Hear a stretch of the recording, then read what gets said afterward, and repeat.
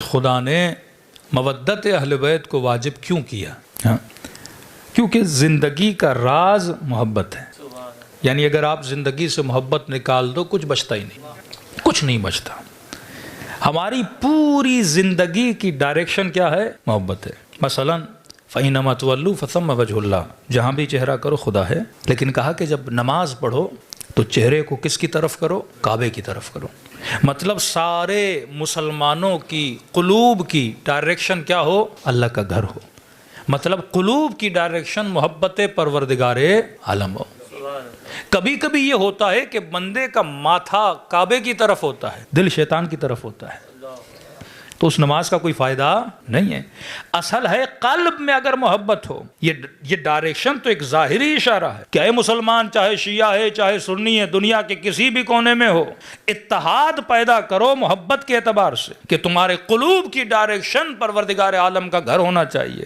ایک اور دلیل دوں تاکہ آپ کو محبت کا فلسفہ سمجھ میں آ جائے. ہم زندگی میں جو بھی کرتے ہیں محبت کی وجہ سے. اصل ہمارا موٹیو کون ہے؟ محبت ہے. کوئی بندہ پاکستان میں، کوئی بندہ پاکستان کے باہر ہے، کوئی بندہ گھر بنانا چاہتا ہے، کسی کو شوق ہے میں گاڑیاں خریدوں. یہ جو شوق ہوتا ہے نا، اس کا بیس بھی محبت ہوتی ہے. مطلب اگر آپ کے دل میں محبت نہیں تو آپ کے وجود میں حرکت نہیں. محبت ہوگی تو حرکت کریں گے. ایک طرف مزاحن میں مثال دیتا ہوں، ایک 7 سال کے بچے سے پوچھو آئس کریم چاہیے یا شادی کرنی ہے، تو کیا بولے گا؟ Ice cream. اور 22 سال کے جوان سے پوچھو آئس کریم چاہیے یا بیوی چاہیے. اب یہ انوکھا جوان ہے تو شادی کے بعد ہی آئس کریم ملے گی نا. لیکن اگر آپشن رکھا جائے نا کہ یا یہ ملے گا یہ ملے گا، تو جوان بولے گا شادی کرنی ہے، بچہ بولے گا آئس کریم. بچہ جوان کو پاگل سمجھے گا کہ یہ آئس کریم کو چھوڑ کے شادی کے پیچھے جا رہا ہے، اور جوان بچے کو پاگل سمجھ رہا ہے کہ اسے کیا پتا آئس کریم کی کیا ویلیو اور بیوی کی کیا ویلیو ہے. ہاں، کیونکہ دونوں کے دلوں کی محبت الگ ہے. محبت موٹیو ہے نا، محرک ہے. محبت ہے تو یہ بندہ آئس کریم کے پیچھے جا رہا ہے، محبت ہے تو کھلونوں کے پیچھے جا رہا ہے. جوان ہوتا ہے تو شادی کے پیچھے، شادی کے بعد مال کے پیچھے، اس کے بعد پھر بچوں کی محبت میں گرفتار ہوتا ہے، پھر بچوں کے لیے جمع کرنا شروع کر دیتا ہے. اصل یہ محبت ہے جو کسی کو مصلی تک لے جاتی ہے، کسی کو میخانے تک لے جاتی ہے.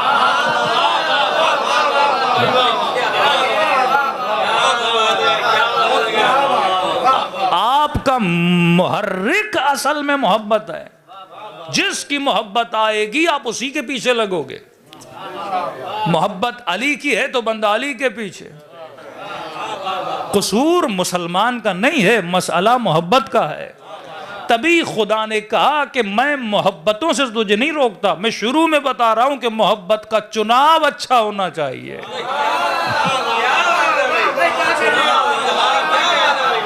اگر تیری سلیکشن غلط ہے تو تیرا پورا عمل غلط ہے.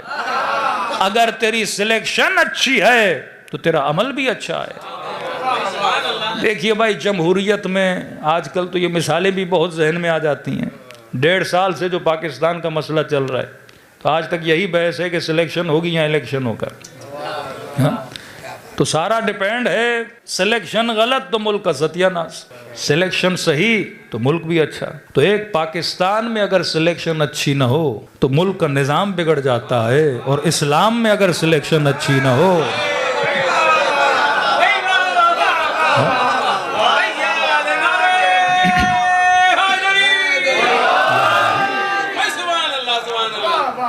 سارا معاملہ انسان کے انتخاب کا ہے.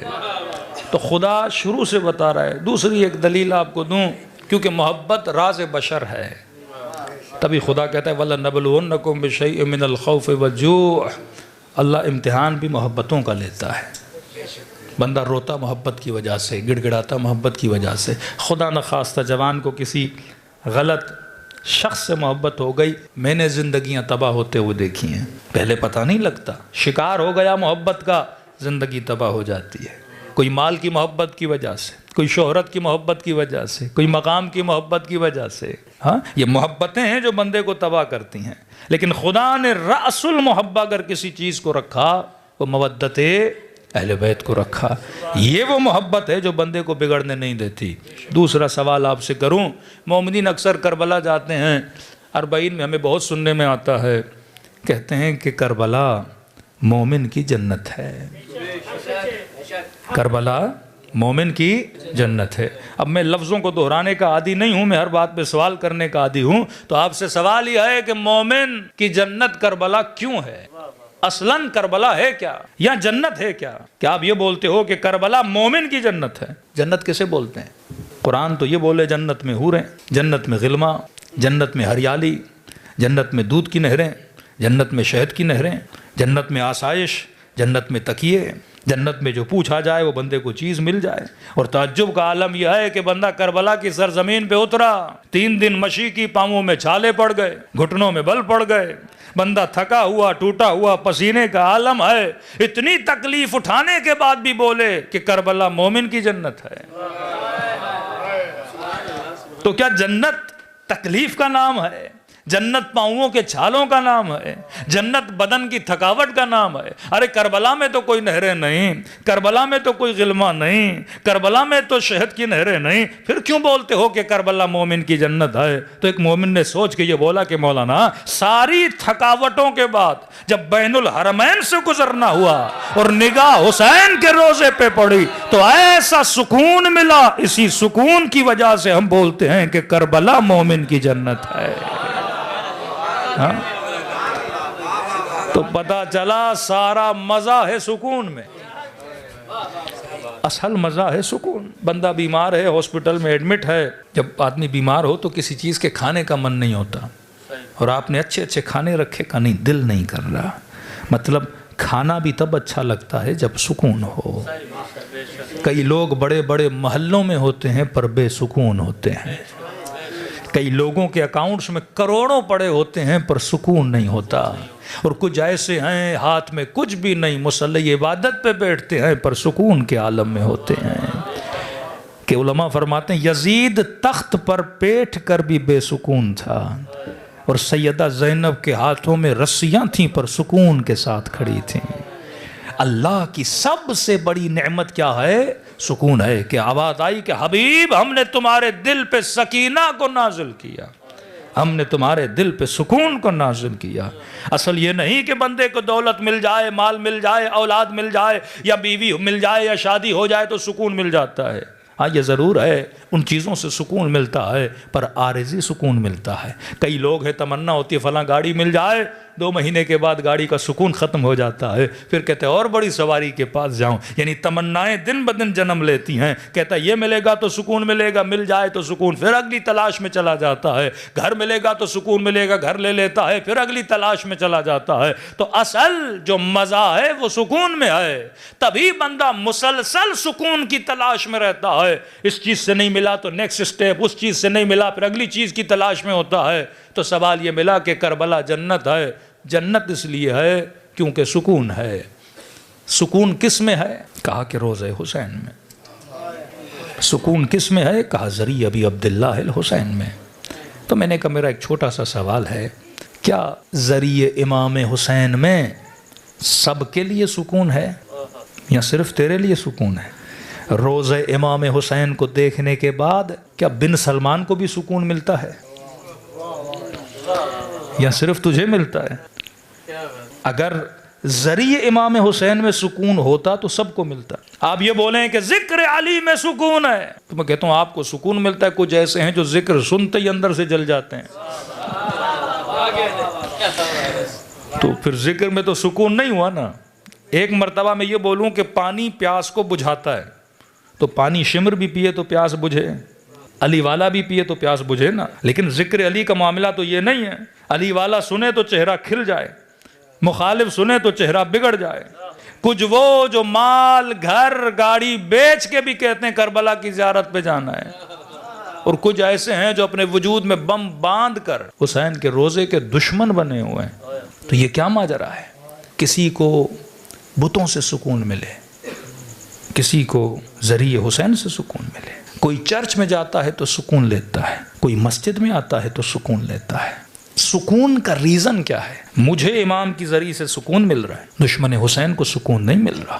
میں اگر چہرے ابی عبداللہ الحسین کو دیکھوں تو باغ باغ ہو جاؤں، لیکن ایک وہ تھا جو امام کے سینے پر تھا، اور حسین بار بار یہ کہتے رہے کہ میرے چہرے کو دیکھ، لیکن کہتا نہیں حسین میں نہیں دیکھوں گا، مجھے خوف ہے تیرے چہرے کو دیکھوں تو میرے ارادوں کو بدل نہ دے۔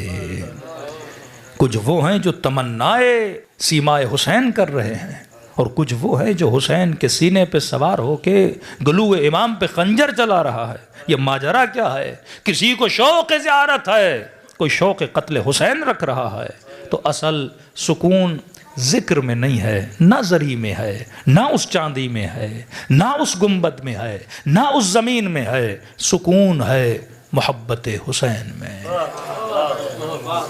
یاد رکھیے سکون کا تعلق محبت سے ہے۔ اب جس سے محبت ہوتی ہے اس کی ہر شے کو دیکھنے سے سکون مل جاتا ہے۔